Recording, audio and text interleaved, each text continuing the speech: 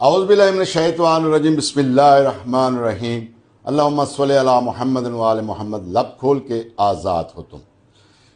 گزشتہ دن ایک بہت ہی معیوب اور ایک بہت ہی ظالمانہ جو واقعہ پیش آیا ہے ہمارے general secretary press club Nankana کے آصف علی بھٹی، جو کہ سابقہ جنرل سیکرٹری بھی ہیں ڈسٹرکٹ بار ننکانہ کے، ان کے ساتھ ایک انتہائی بزدلانہ واقعہ پیش آیا ہے۔ صحافی کا کام ہوتا ہے حق سچ کی آواز بنی۔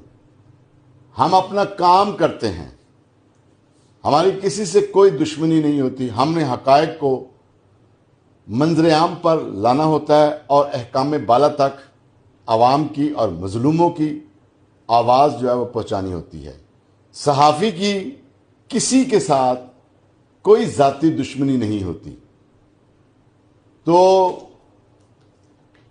ایک انتہائی گھٹیا واقعہ جو ہے وہ آصف علی بھٹی کے ساتھ پیش آیا ہے کہ گزشتہ دنوں انہوں نے ایک پوسٹ کی جس میں جو ایک مرڈر ہوا تھا ایک وکیل کا، انہوں نے جو عدالت نے سزا یا جزا دی تھی، انہوں نے وہ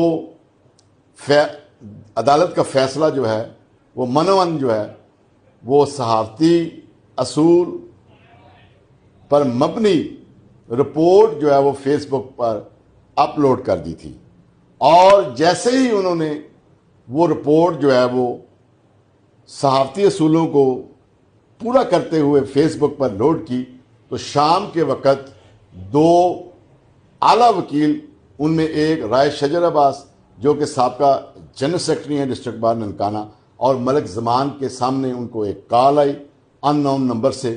انہوں نے کال آصف علی بھٹی صاحب نے اٹھائی، اور انہوں نے جب کال کو اٹھایا تو اوپن کر لیا کیونکہ اپنے گھر میں بیٹھے ہوئے تھے دوستوں کے ساتھ ڈیرے پہ۔ تو کال سنتے ہی جو کال کرنے والا ہے اس نے دھمکی آمیز الفاظ استعمال کیے اور جان سے مارنے کی جو ہے وہ ان کو دھمکیاں دی۔ تو یہ سارا وقوعہ جو ہے یہ 2-4 منٹ گفتگو ہوتی رہی ہے، اور یہ سارا وقوعہ جو ہے وہ ملک زمان ایڈوکیٹ اور رائے شجر عباس نے بغور اس کو سنا بھی ہے اور موبائل پہ واچ بھی کیا ہے۔ تو ہماری احکام بالا سے یہ گزارش ہے کہ خدا را یہ صحافیوں کو آپ کب جو ہے وہ انصاف دیں گے؟ کیا ہم اتنے کمزور ہیں؟ کیا ہم اپنا انصاف نہیں لے سکتے؟ ہم نے دوسروں کو کیا انصاف دلانا ہے؟ ہم حق سچ کی بات بھی جو ہے وہ میڈیا پہ جو ہے وہ اس کو اجاگر نہیں کر سکتے، تو کون کرے گا؟ عوام کے مسائل کون اجاگر کرے گا؟ آصف علی بھٹی صاحب نے کون سا ایسا ظلم کیا ہے، کون سی ایسی زیادتی کی ہے؟ یہ آج کوئی پہلا وقوعہ نہیں ہے۔ اس طرح صحافیوں کو کافی ہم کوئی بات لکھتے ہیں یا ہم میڈیا پر لاتے ہیں تو ہمیں دھمکیاں دیتی ہے، لوگ دھمکیاں دیتے ہیں۔ تو ان سے آئی جی پنجاب اور وزیر اعلیٰ پنجاب محترمہ مریم نواز صاحبہ سے ہمارا مطالبہ ہے کہ جلد از جلد ایسے ناسور کو پکڑا جائے تاکہ حق سچ کی آواز بلند کرنے والے جو ہیں وہ سکون، امن اور شانتی کے ساتھ اپنی زندگی گزار سکیں۔ رانا صاحب، یہ جو وقوع ہوا ہے، آپ کیا سمجھتے ہیں کہ یہ صحافیوں کی آزادانہ رائے کو اجاگر کرنے میں ایک بہت بڑی رکاوٹ نہیں ہے؟ اس طرح کی دھمکیاں، یہ تو ایسے ہی لگ رہا ہے جیسے امریکہ جو ہے وہ دھمکی، بہت بڑا طاقتور ملک ہے اور وہ دھمکی دے رہا ہے، جناب ایران کو دھمکی دے رہا ہے۔ تو آپ کیا سمجھتے ہیں کہ ہم صحافی اتنے کمزور پڑ گئے ہیں؟ دیکھیں شاہ صاحب، ایسے ہی ہے، پہلے یہ شروع سے ہی ہوتا آ رہا ہے، صحافیوں کو کوئی پروٹیکشن نہیں ہے، کوئی صحافیوں کے لیے کوئی قانون بھی نہیں بنایا گیا ابھی تک کہ صحافیوں کو کوئی پروٹیکشن دی جائے۔ صحافی کا کام ہے کہ وہ سچ بولے اور حقیقت پہ مبنی بات کرے۔ یہاں سچ بولنے والے کا کو تو بالکل اجازت ہی نہیں ہے سچ بولنے کی۔ جو سچ بولتا ہے اس کے ساتھ ایسے ہی کیا جاتا ہے، یا تو اس کو مار دیا جاتا ہے یا پھر وہ بیچارہ ذلیل ہوتا ہے.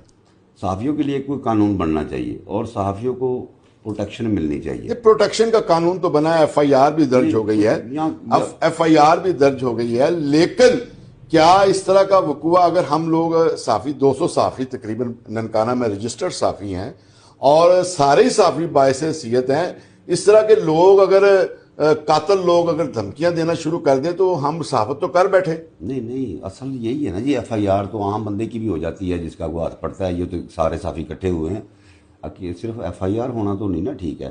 ان کو ابھی تک کیا ہوا ہے, جب کل کا یہ وقوع ہوا ہے اب تک کیا کیا, کسی نے کچھ کیا؟ ابھی تک تو چاہیے تھا وہ جیل میں ہوتے, پکڑے ہوتے اندر. نہیں, ہم اتنے کمزور پڑ گئے ہیں کہ ہم لوگوں کو انصاف دیکھیں نا, ہمارا کام ہے لوگوں کو انصاف دینا, بالکل لے کر دینا احکام بالا تک. جتنے بھی ادارے ہیں ہم لوگوں کی بات ان تک پہنچاتے ہیں, ہم تو دوسروں کو انصاف دلواتے ہیں. تو ہم خود ہی جو ہے وہ ہمارے ساتھ اس طرح کے وقوع پیش ہونا شروع ہو جائیں تو پھر ہم صحافت تو کر بیٹھے. نہیں یہی ہے نا جی, ہم نے تو کرنا ہے, ہم نے پیچھے تو نہیں ہٹنا. صحافی نے تو پیچھے نہیں ہٹنا, صحافی تو کرے گا, لیکن ہمیں وہ پروٹیکشن نہیں ہے جو ہمیں ہونی چاہیے تھی. اب کل کا وقوع ہے, عام بندے کے ساتھ وقوع ہو جائے تو کیا ہوتا ہے؟ ابھی تک کیا ہوا ہے؟ کچھ ہوا ہے؟ کوئی بندہ پکڑا نہیں گیا, کسی کے ایف آئی آر ہی ہوئی ہے نا جی. کیا ایف آئی آر؟ اب کیا ہم پروٹیسٹ کریں گے کہ ان کو پکڑو جی؟ وہ تو کرنا پڑے گا, تو ہم دیکھیں پروٹیسٹ تو کریں گے, وہ تو کریں گے نا, وہ تو اپنا حق لیں گے, وہ تو علیحدہ ایشو ہے. آصف علی بھٹی جنرل سیکرٹری جو ہے وہ پریس کلب ننکانہ ہے, ایک شریف آدمی ہے, پڑھا لکھا آدمی ہے. اس کے ساتھ اس طرح کا وقوع ایک عام صحافی کے ساتھ بھی ہو تو, لیکن وہ تو ایک ویل نون پرسن ہے نا, ویل نون پرسنالٹی ہے, سابقہ بار جنرل سیکرٹری ہے اور وکلا میں ایک معتبر شخصیت ہے, اس کے ساتھ اس طرح کا وقوع. تو اب تو اگر ایک بڑے آدمی کے ساتھ, ایک اچھے صحافی کے ساتھ, پڑھے لکھے اور ان کی بیک گراؤنڈ بھی اچھی ہے, اچھا خاندان سے بلانگ کرتے ہیں, ان کے ساتھ اس طرح کا وقوع ہو سکتا ہے, تو عام صحافی پھر کہاں جائے گا؟ بالکل صحیح بات ہے, یہی میں کہہ رہا ہوں نا جی. ہم اگر اپنا حق پروٹیسٹ کر کے لیں گے تو پھر یہ تو بات نہ ہوئی جی. یہ تو ویسے ہی ملنا چاہیے نا, بغیر احتجاج کے ہی یہ سب کچھ ہو جاتا. اب ہم کدھر جائیں گے؟ کل کا وقوع ابھی تک کچھ بھی نہیں ہوا. اگر ہم وہ کریں گے تو یا اس حد تک جائیں گے تو یہی تو ٹھیک نہیں ہے ملک کے لیے. ہم تو چاہتے ہیں یہ ناظرین, ہمارا ہتھیار جو ہے وہ قلم ہے, ہم قلم سے ہی لکھتے ہیں اور احکام بالا تک آپ کے ہی مسائل جو ہے وہ اجاگر کرتے ہیں. وزیر اعلیٰ پنجاب, آئی جی پنجاب اور آرمی چیف, آپ سے ہمارا مطالبہ ہے کہ خدارا اس طرح کے درندوں کو سختی سے نوٹس لیا جائے اور ان کے خلاف قانونی کارروائی کی جائے, جو ہمارا حق ہے.